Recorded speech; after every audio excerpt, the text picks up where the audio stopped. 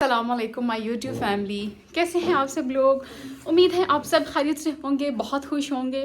और गाइस, इस खूबसूरत से वेदर में जो सर्दी ने हाल किए हुए हैं, ऑफ कोर्स क्योंकि हम इतना ज़्यादा सर्दी से, यानी कि आप ये कह लें कि हमारा पाला नहीं पड़ता, हम थोड़े से कम सर्दी पसंद करते हैं। ये भी वजह है कि हम दूसरे जो एरियाज़ होते हैं, नॉर्दर्न एरियाज़, वहाँ पे घूमने के लिए जो जाते हैं, वो यही वजह होती है कि यहाँ पे सर्दी कम ही पड़ती है। मतलब कि आप ये कह लें 2 to 3 मंथ्स की होती है और बाकी गर्मी। मुझे लगता है कि फ़ैब में वेदर वैसे ही चेंज हो जाना है और ये चीज़ें नहीं रहनी जो कि अभी हो रही हैं। तो गाइज़, आज की जो है ये वीडियो, इसका थंबनेल आप देख चुके हैं, क्योंकि मैं हमेशा जो है उस चीज़ पे वीडियो बनाती हूँ जिस पे लोगों का कंसर्न होता है। वो किसी हवाले से भी हो सकता है। कनाडा में लोग बहुत ज़्यादा इंटरेस्टेड होते हैं और चाहते हैं कि हम कनाडा जाएं, वहाँ पे जो है अपनी ग्रूमिंग करें, सेटलमेंट करें, फैमिली की सेटलमेंट करें, एक्सेट्रा एक्सेट्रा। और इस तरीके से लोग इटली जाना चाहते हैं। इटली ना कहें, यूरोप कह लें कि यूरोप जाना चाहते हैं। यूरोप इसलिए क्योंकि वहाँ पर जो है वो पीआर जल्दी मिलती है और आपका वीज़ा जल्दी ग्रांट होता है, तो लोग शायद इसलिए यूरोप को प्रेफर करते हैं। तो यूरोप में बहुत से ऐसे कंट्रीज़ हैं जिनमें वाकई सेटलमेंट आपको जो है वो कामयाबी की तरफ ले जाती है, वो भी जल्द अज जल्द। अच्छा, यूरोप में पुर्तगाल जो है वो बहुत जल्दी पीआर आपको दे देता है। मोस्टली लोग जो है उसका वीज़ा कराते हैं ग्रांट, वो इसलिए करवाते हैं कि उनको होता है कि यार वहाँ पे 5 साल के अंदर अंदर हम लोगों को पीआर मिल जाएगी, हम लोग सेट हो जाएंगे फैमिली के साथ भी, वट। तो ये सब चीज़ें होती हैं। इसके अलावा लोग मुझे ये भी कहते हैं कि उसकी वीज़ा रेशियो जो है वो कम क्यों होती है या रिजेक्शन क्यों होती है यूरोप में।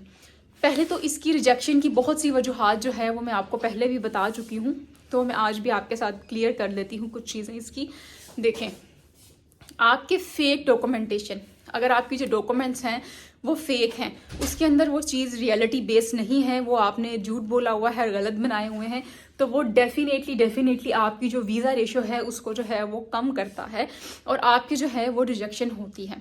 क्योंकि वो लोग पकड़ लेते हैं और उनको पता चल गया हुआ है कि ये दिस कंट्री के जो लोग हैं वो इस तरह के डॉक्यूमेंट्स अटैच करते हैं। तो प्लीज़ खुदारा, एक तो कोई फेक डॉक्यूमेंट्स अटैच ना करें, और एक आप जिस वीज़े पे गए हों उसी पे रहें, उन पे अपना एतमाद कायम करें। फॉर एग्जाम्पल, लोग यहाँ से टूरिस्ट वीज़े पे जाते हैं, आगे जी डंकी लगा के पता नहीं कहाँ पहुँच जाते हैं। तो लोगों को ये भी लगता है कि यार ये लोग जिस वीज़े पे आते हैं उस पर भी कायम नहीं रहते। तो ये भी हमारे मुल्क की जो है वो वीज़ा रेशो को गिराता है, क्योंकि हम अपनी कमिटमेंट से स्टेप बैक कर लेते हैं। हम वो रहते ही नहीं हैं जो उनके साथ ऑलरेडी डिस्कस करके गए होते हैं, चीज़ें बात करके गए होते हैं, वो हम लोग नहीं रहते और वो हम लोग नहीं कर रहे होते। तो एक तो प्लीज़ इसको थोड़ा सा कंसीडर करें कि आपने जिस वीज़े पे जाना है और जो भी आपकी कैटेगरी है उस पर पूरा उतरना है आपने। ये 101% ऑथेंटिक होना चाहिए। इसमें कोई जो है आपने तब्दीली नहीं करनी। आपकी अगर टूरिस्ट वीज़ा है तो उसकी म्याद जितनी होती है बस उतनी ही रखनी है, टूरिस्ट वीज़े से आ जाएं।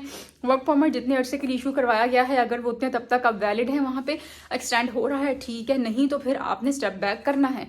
नहीं करते तो रिजेक्शन होती है। बाकी आप इसका ऑनलाइन अप्लाई करें, किसी एजेंट के थ्रू अप्लाई करें, वो कोई मसले की बात नहीं है। आप किसी के थ्रू भी अप्लाई करके जा सकते हैं। अब लोग ये कहते हैं कि शायद हम खुद अप्लाई करेंगे तो हमारा जो वीज़ा रेशो है वो कम होगी और वीज़ा नहीं लगेगा। अगर हम किसी को 70-80 लाख दे के अप्लाई करवा रहे हैं तो फिर हमारा वीज़ा शायद लगेगा। ऐसा नहीं होता। आप खुद भी अप्लाई करते हैं वही तरीक़ेकार है, एजेंट भी अप्लाई करता है वही तरीक़ेकार है। हाँ, अगर आपको कोई स्पॉन्सर कर देता है, जो कि वहाँ पे इटली में होता है, यूरोप में होता है, तो फिर सिनेरियो कुछ चेंज होता है, फिर आपके पैसे कम लगते हैं। अब तो ये होने लग गया कि इटालियन लोगों को भी पता चल गया कि यार इन लोगों को वीज़े की बड़ी मांग है और ये लोग जो है ना वो यहाँ आना चाहते हैं, तो अब तो वो भी आपसे कहते हैं हम आपको स्पॉन्सर कर देते हैं। उसमें बेसिकली तरीके का ये होता है कि अपनी इनकम आपने अच्छी शो करवानी होती है उसको, फिर ही आप उसको स्पॉन्सर कर सकते हैं। तो ये भी चीज़ें बीच में काउंट की जाती हैं।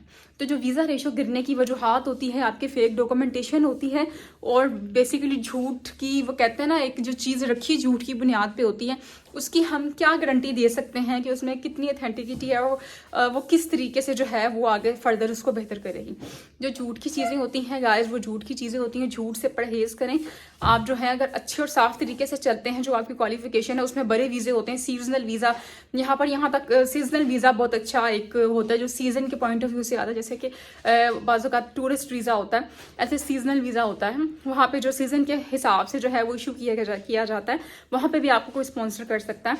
स्किल वर्कर वीज़ा होता है जिसमें आपके पास स्किल हो किसी चीज़ की, नॉन स्किल वर्कर होता है, तो इसकी बहुत सारी कैटेगरीज होती हैं। तो ये सारी कैटेगरीज किस पर डिपेंड करती हैं? ऑफ कोर्स आप पर डिपेंड करती हैं, आपकी जो है कैपेबिलिटीज़ पर डिपेंड करती हैं, और आप कितना सच बोल रहे हैं इस पे डिपेंड करती हैं। तो प्लीज़ एक तो झूठ से परहेज़ करें, सच बोलें, जो भी चीज़ें छुपाने की ज़रूरत नहीं है उसको स्ट्रेट फॉरवर्ड जो है वो बताएं, और अल्लाह का नाम लेके अप्लाई करें, बाकी अल्लाह पाक पे छोड़ दें।